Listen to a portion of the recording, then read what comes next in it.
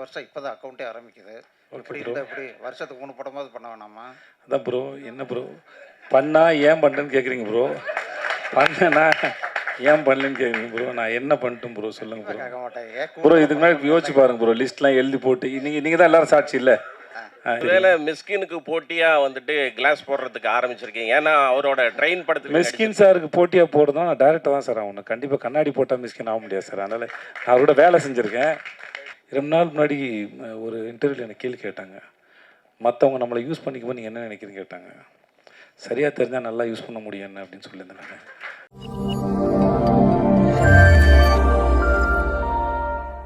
படம் சார்ந்து நீங்க கேட்கணும்னு நினைக்கக்கூடிய கேள்விகள் காஸ்ட் அண்ட் க்ரூட்ட இப்ப கேட்கலாம். விஜய் சேவி சார், இதுக்கு முன்னால் சூப்பர் டூப்பர் ஹிட் படம் மகாராஜா பண்ணியிருக்கீங்க. கலெக்ஷனும் 100 கோடிக்கு மேலே, தரம் வயசும் அவ்வளோ பெரிய இது. அந்த படத்துக்கு அப்புறம் இந்த படம் வருது, எப்படி இருக்கு? நடுவில் விடுதலை பாகம் 2 வந்ததே சார். என்ன சார் நீங்கள் எவ்வளோ பெரிய படம் சார் அது? மன்னிச்சுக்கோங்க சார். நான் நடித்து நான் ரொம்ப பெருமைப்படுற படம் சார். எனக்கு வந்து ஓகே சார், வெற்றி சார் ஒர்க் பண்ணதாக இருக்கட்டும், விடுதலை 2 இருக்கட்டும், அதெல்லாம் வந்து என்னைக்காவது இப்போ வாழ்நாளில் கிடைக்கிற பாக்கியம் சில படங்கள் வந்து. ஸோ அதனால் அது எப்படி ரொம்ப நன்றி. சொல்லுங்கள் சார். ஓகே சார், இந்த 2 வெற்றி படத்துக்கு அப்புறம் வரக்கூடிய படம் எப்படி இருக்கு மனநிலை? சார் இது ஒரு நல்ல ஒரு கமர்ஷியல் என்டர்டெய்னர் சார். இந்த படம் ஜாலியாக இருக்கும், வந்து சிரிச்சிட்டே இருக்கலாம்.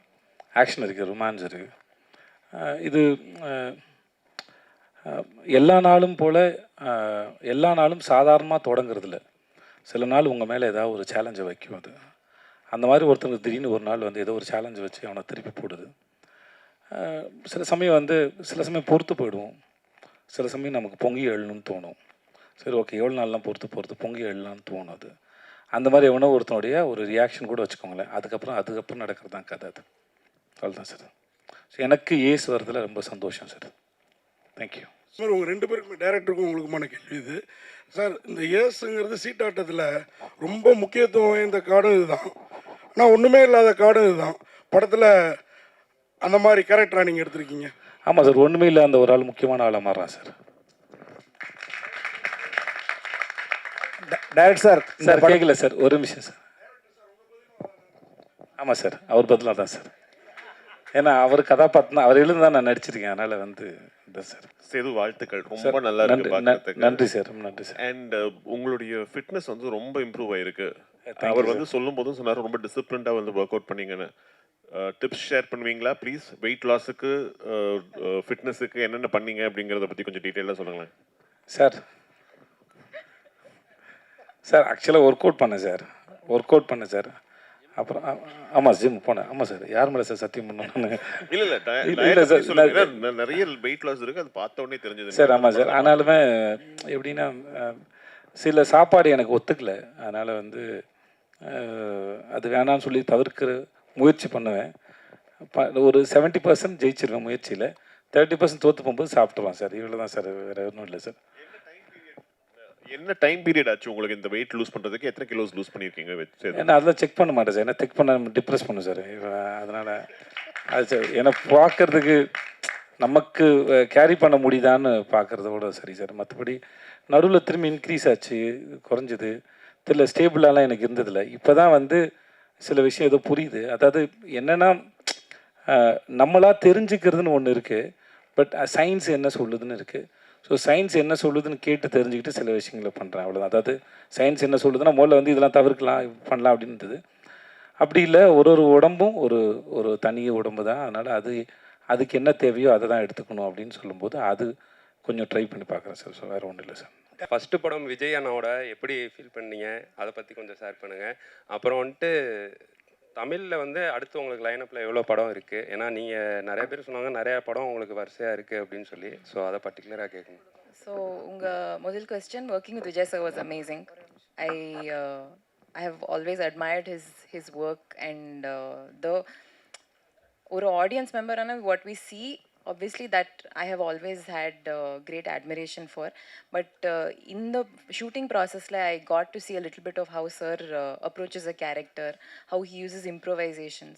Or a line la eppadi solno, eppadi adu break up பண்ணிட்டா அது மீனிங் கொஞ்சம் சேஞ்ச் ஆகிடும். How you can get all those smaller nuances. So as an artist it was like ஒரு மாஸ்டர் கிளாஸ் மாதிரி. ரொம்ப நல்லா இருந்தது. I've learned a lot. இப்போ தமிழ் இண்டஸ்ட்ரியில் my next film is Madrasi. Vijay sir, இந்த படத்துக்காக நீங்க என்ன ஹோம்ஒர்க் பண்ணீங்க? கார்ட்ஸ் ஏதாவது ரியல் லைஃப்ல விளையாடுவீங்களா? சொல்லுங்க. ரம்மி விளையாடுவேன், ரம்மி விளையாடுவேன். மற்றபடி அங்கே இருக்க கார்ட்ஸ் எனக்கு அது விளையாட தெரியாது, எனக்கு தெரியாது. தெரியல, ரம்மி டெய்லி விளையாண்டு ப்ராக்டிஸ் பண்ணி. Music director sir, music director sir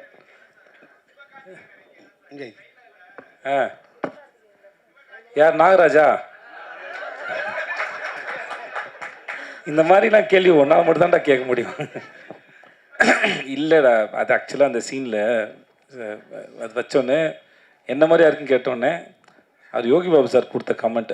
அவரையும் சொன்னார், சிவாவையும் சொன்னார், இன்னொரு ஹீரோவையும் சேர்த்து சொன்னார். அது படத்தில் இருக்குன்னு இருக்கா அப்படி சொன்னார். இல்லை இவரை மாதிரி இருக்குல்ல அவர் மாதிரி இருக்குன்னு சொன்னாப்புல. சார் அது 3 பேர் சொன்னாரா? 3 பேர் சொன்னார். அவர் ஒரு டைமிங் தான், அது வேறு ஒன்றும் இல்லை. ஓகே தானா? சார் வேறு ஏதாவது கேள்வி இருக்கா மிஸ்டர்? சார் மியூசிக் டைரக்டர் வேறு எதிர்பார்க்குறாரு அவர். சார் ஒரு நிமிஷம் இருங்களேன் ஐயா, நாகராஜ் கேள்வி கேட்டிருக்கான்.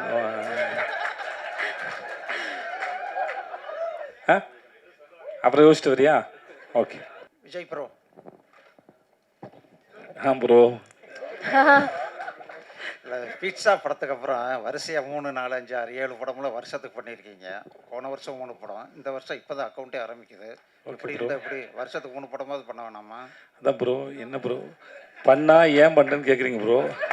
பண்ணனா ஏன் பண்ணலன்னு கேட்குறீங்க ப்ரோ? நான் என்ன பண்ணிட்டேன் ப்ரோ சொல்லுங்கள் ப்ரோ. கேட்க மாட்டேங்க ப்ரோ இதுக்கு முன்னாடி யோசிச்சு பாருங்க ப்ரோ, லிஸ்ட்லாம் எழுதி போட்டு நீங்கள் தான் எல்லாரும் சாட்சி இல்லை, எல்லாரும் சாட்சி. அதனால் வந்து அந்த பண்ணதுக்கு நான் காரணம் இல்லை, பண்ணாமல் போகிறதுக்கு நான் காரணம் இல்லை. ஏன்னா சில சமயம் சில படங்களை பண்ணியிருப்போம். இப்போ முன்னாடி சொன்ன பதில் தான் அது. என்னென்னா அந்த படங்கள் ரிலீஸ் வந்து நம்ம இப்போ இன்றைக்கி இந்த படம் ரிலீஸ் ஆகுதுன்னா இதை நானாக ஃபிக்ஸ் பண்ணுறேன், இல்லை என் ப்ரொடக்ஷன் கம்பெனி தான் ஃபிக்ஸ் பண்ணுது. ஸோ சில படங்களை வந்து அவங்க நல்ல நாள் பார்க்குறது இல்லை தள்ளி போடுறதுக்கு அவங்களோட சாய்ஸ். அது அப்படி தேங்கி வரும்போது அது மொத்தமாக தெரிஞ்சிருக்கும், அப்படி தானே ஒழிய. மற்றபடி நான் வழக்கமாக என்னுடைய வேலைகளை செஞ்சுக்கிட்டு தான் இருக்கிறேன். ரிலீஸை வந்து ப்ரொடக்ஷன்ஸ் பிளான் பண்ணுறாங்க, அவ்வளோதான், வேறு ஒன்றும் இல்லை, நத்திங். Okay bro. விஜய் சேவி சார், நீங்கள் இந்த வர்ணம் படத்தை பற்றி பேசுனீங்க, அவர் ஹெல்ப் பண்ணார்னு. அது வந்து எப்போமோ வந்த படம், நடுவில் கொஞ்சம் பக்கத்தை காணும் சொன்னீங்க, நன்றி இதை பற்றி சொன்னீங்க. அதே மாதிரி நீங்கள் நிறைய பேருக்கு, தயாரிப்பாளருக்கு, நடிகர்களுக்கு, கேமராமேனுக்கு எல்லாம் நிறைய வாய்ப்பு கொடுத்துப்பீங்க. அவங்களாம் நன்றியோடு இருப்பாங்களா? அவங்க அப்படி இல்லாமல் இருக்கும்போது உங்கள் மனநிலை எப்படி இருக்கும்? 2 நாள் முன்னாடி ஒரு இன்டர்வியூவில் எனக்கு கேள்வி கேட்டாங்க, மற்றவங்க நம்மளை யூஸ் பண்ணிக்கும்போது நீங்கள் என்ன நினைக்கிறீங்க கேட்டாங்க. சரியாக தெரிஞ்சால் நல்லா யூஸ் பண்ண முடியும் என்ன அப்படின்னு சொல்லியிருந்தேன். ஸோ அதே போல் தான் இது. மற்றபடி சார் இப்போ யாருக்காவது எதையாவது இப்போ இவர் எனக்கு ஒரு உதவி பண்ணாருன்னு வச்சுக்கோங்களேன், இவன் நாளைக்கு வந்துடுவான், இவனை வச்சு படம் பண்ணுவான்னு நினச்சி பண்ணுறதில்ல. அந்த நேரத்தில் தன்னுடைய தொழிலுக்கு சரின்னு எதையோ அதை அவர் செஞ்சார் ஒழிய இவனுக்கு வாய்ப்பு தரணுங்கிறதுக்கு அவர் அது பண்ணல. ஆனால் அந்த பலனை அடைஞ்சவன் நான், என்கிட்ட நன்றி விசுவாசம் இருக்குது. நான் அதை திருப்பி செலுத்துவதற்கு காலம் எனக்கு ஒரு சந்தர்ப்பம் வழங்குது. அதுவும் நான் சும்மா ஓகே எது வேணால் பண்ணலாம் ஆறுமுகத்தோடுன்னு பண்ணல. என் தொழிலுக்கு சரின்னு படுற இந்த கதை நல்லா இருக்குது, இது சரியாக பண்ணுவான்னு நினச்சி. ஸோ அந்த காலம் அந்த தொழிலுக்கான நியாயங்கிற தராசில் வச்சு தான் அது 2 பேரும் ஒருத்தருக்கு ஒருத்தர் பரிமாறிக்கிட்டோமே ஒழிய இது கிடையாது. ஸோ பட் ஆனால் எனக்கு அன்றைக்கி தேதிக்கு அந்த வேலை எவ்வளோ பெரிய வேலை செஞ்சதுன்னு இருக்குல்ல இவர் செஞ்ச. ஏன்னா அது வந்து எப்படின்னா யாருடைய பார்வையாவது நம்ம மேலே விழுந்துடாதா அப்படிங்கிற ஒரு ஏக்கத்தோடையே அது தெரிகிற ஒரு காலகட்டம் தான். ஓகே, அந்த மாதிரி ஒரு சந்தர்ப்பத்தில் காலம் சரியாக கணிஞ்சு வரும்போது ஒருத்தர் வந்து உங்களுக்கு வந்து ஓகே நீங்கள் இங்கே இருந்துருந்தீங்க, ஓகே இதுக்கப்புறம் இந்த சீட்டுக்கு நான் வந்து போங்க அப்படின்னு சொல்கிறாங்க. அந்த நிகழ்வு என் வாழ்க்கையில் இவருக்கு சாதாரணமாக இருக்கலாம். நம்மளும் இப்போ நீங்களோ நானோ இங்கே இருக்க எல்லாருமே வந்து சாதாரணமாக நடக்கும்போது நம்ம யாருக்கோ ஒருத்தருக்கு ஒரு சின்னதாக ஒரு வேலை செஞ்சுருப்போம். அது அவர்கள் வாழ்க்கையில் என்ன பண்ணுது? மெய்யழகன் படத்தோட கதையை போல தான். அரவிந்த் சாமி சாரோட ஃபேமிலி ஒரு சைக்கிளை கொடுத்துட்டு போனதில் ஒரு குடும்பம் வந்து எவ்வளோ பெருசாக அடுத்த கட்டத்துக்கு நான் வந்து போச்சுங்கிறது இல்லையா. அவங்க கொடுக்கும்போது இந்த சைக்கிளை வச்சு வாழ்க்கையில் முன்னேறுப்பா அப்படின்னு கொடுக்கல. பட் அந்த சைக்கிளை வச்சுட்டு அந்த குடும்பம் எப்படி முன்னேறினாங்கிறது அவங்களுடைய தனிப்பட்ட உழைப்பு தான் காரணம். அதே போல் தான் பெறுகிற உதவியோ இல்லை இந்த மாதிரி செயல்னால கிடைக்கிறத வச்சு நம்ம எப்படி வரோங்கிறது தான் இருக்குது. பட் இருந்தாலும் ஸ்டில் எனக்கு இன்னமும் அது இருக்குது, அது உள்ளே இருக்குது. அது இன்னமும் என்னை வந்து அதான் சொன்ன உயிர்ப்போடு இருக்க வைக்குது அது.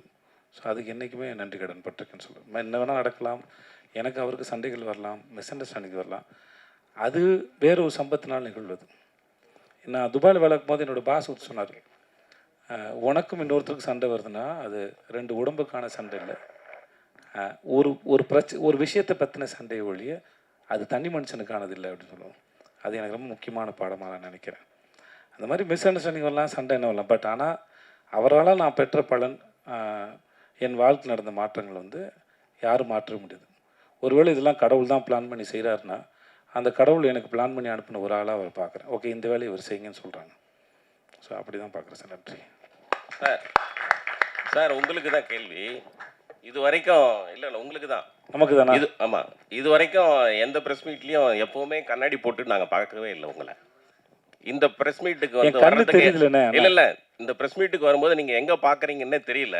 கண்ணு தெரியும், கண்ணாடி பாருங்க, என் கண்ணு நல்லாவே தெரியும். ஒருவேளை மிஸ்கினுக்கு போட்டியாக வந்துட்டு கிளாஸ் போடுறதுக்கு ஆரம்பிச்சிருக்கீங்க. ஏன்னா அவரோட ட்ரெயின் படத்துக்கு மிஸ்கின் சாருக்கு போட்டியாக போடுறதும் நான் டேரக்டாக தான் சார் ஆகணும். கண்டிப்பாக கண்ணாடி போட்டால் மிஸ்கின் ஆக முடியாது சார். அதனால் நான் அவரோட வேலை செஞ்சுருக்கேன்.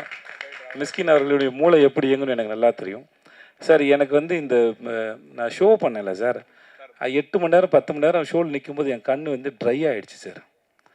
அப்புறம் வந்து அதனால் இது என்ன சொல்லுவாங்க, ஐயோ ஹைட்ராப்ஸ், அது என்ன பேர் சொல்லுவாங்கடா, லூப்ரிகன்ஸ் தேவைன்னு சொல்லுவாங்க. அதனால் அது போட வேண்டியதாக இருந்தது. இப்போயும் ப்ரெஸ்க்கு வரும்போது ரொம்ப நேரம் படுறதுனால சீக்கிரம் ட்ரை ஆகிடுது. அதனால தான் சார், வேறு மற்றபடி என் கண்ணு நல்லாவே இருக்குது சார். நல்லா இருக்குது சார். மிஸ்கின் சாருக்கு போட்டியாக எப்போ சார் டைரக்டர் ஆக போகிறீங்க? எந்த வருஷம் சார்? நான் போட்டி போடுறதா ஏங்க சார் மிஸ்கின் சாரோட போட்டி போடணும்? நீங்கள் சொல்லுங்கள் சார்.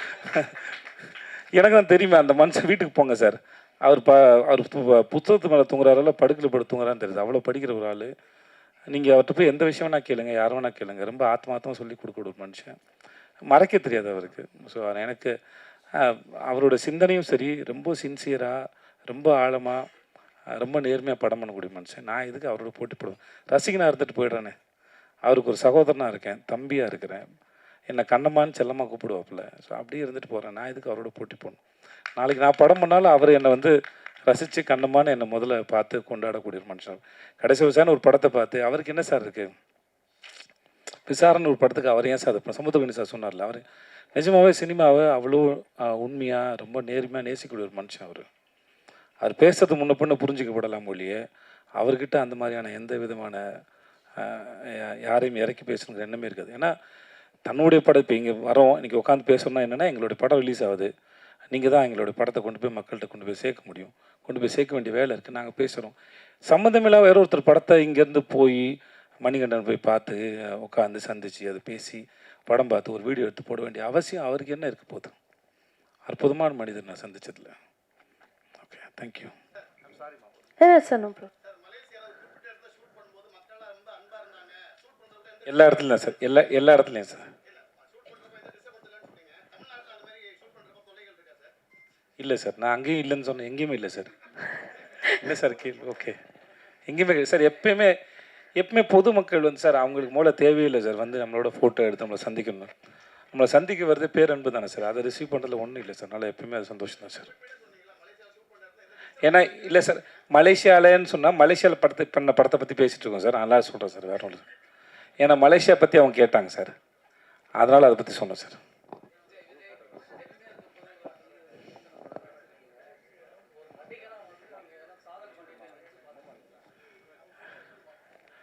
சார் நான் தப்பாக எடுத்துக்கிறேன் சார். நான் சாதனை ஒரு விஷயத்தை நம்புறதில்லை சார். அது வாட்டுக்கு அது குழப்புக்கு இல்லை, அப்படிலாம் ஒன்றும் இல்லை சார். எல்லாமே அவ்வளோ எனக்கு அது சுலபமாக இருந்ததில்லை சார். நான் போய் புரிஞ்சுக்கிட்டு அந்த வேலையை செய்கிறது. இப்போது சார் டைரக்டர் சொன்னார் இல்லையா, போயிட்டு இப்போ யோகி பாபோட சேர்ந்தோ இல்லை ஒரு சீனையோ எல்லா இடத்துலையுமே சரி, அந்த சீனை புரிஞ்சுட்டு அதை பெர்ஃபார்ம் பண்ணும்போது சார், அப்போது நாங்கள் சரியாக தான் பண்ணியிருக்கோன்னு நாங்களே முடிவு பண்ண முடியாது சார். அது சாய்ஸ் அவங்களோடது. யார் இயக்குனரோ அவங்களோட சாய்ஸ். இப்போ நல்லா இருக்குன்னு நம்ம நினைக்கிறோன்னு வச்சுக்கோங்களேன், டைரக்டர் ஒன் மோர் சொன்னால் பேசாமல் போய் ஒன் மோர் பண்ணுறது தான் என் வேலை. புரியுதுங்களா? அப்போ நான் என்னுடைய வேலையை நானே ஜட்ஜ் பண்ண முடியாது, நானே தீர்மானிக்க முடியாது. நல்லா இருக்குது இதை வச்சுக்கோங்கன்னு கூட சொல்ல முடியாது. அதனால் நான் எப்படி நம்புறது, நான் எதையாவது சிறப்பாக பண்ணிட்டேன். ஸோ அது என்கிட்ட இல்லை. அப்புறம் இவர் சூஸ் பண்ணி ஒரு விஷயம் ஓகே சொல்கிறாங்க, என்னுடைய இயக்குனர் யார் வேணா இருக்கட்டும், அதுக்கப்புறம் அது நீங்களோ மக்களோ பார்த்து தான் நல்லா இருக்குன்னு சர்டிஃபிகேட் தரீங்க. அப்போ உங்கள்கிட்ட வந்து சேர்கிற வரைக்குமே வந்து நம்ம சரியாக தான் பண்ணியிருக்குமோ தெரியாத பொழுது நாங்கள் எப்படி முடிவு எடுக்கிறது சாதனை. ஸோ அதனால் எனக்கு அது இப்படி ஒன்றும் தெரியல. I'm sorry. Okay, thank you sir. அதை வந்து அதை எப்படி நீங்கள் முடிவு பண்ணல, அதே மாதிரி மக்கள் முடிவு பண்ணிட்டு நான் என்ன பண்ணேங்கிறத நானே சொல்லிக்கிறது செல்ஃப் டப்பா சார். வேணாம் சார் அது. Thank you sir. நன்றி. வந்திருந்தவங்க அத்தனை பேருக்கும் ரொம்ப ரொம்ப நன்றி.